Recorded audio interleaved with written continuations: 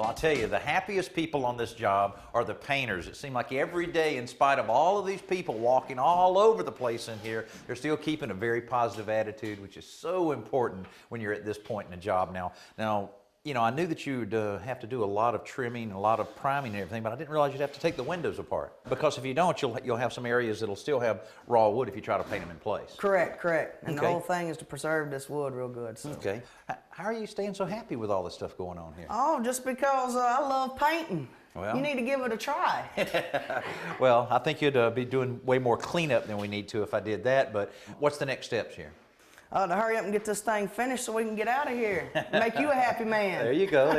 And oil primer, so you got a little bit of drying time. Oh, yeah. And then after it dries a little bit, I understand a little caulking takes place. And you always see you guys with a little wad of putty there and working that. It's just regular painter's putty, right? Just painter's putty. And then it's so that's better than caulk. The caulk will just shrink into the hole to where the putty will be level. Perfect. Well, what do you think? How are you keeping such a positive attitude? You guys are always, is it the paint fumes or is it something else? Paint fumes, yeah. Does that do it?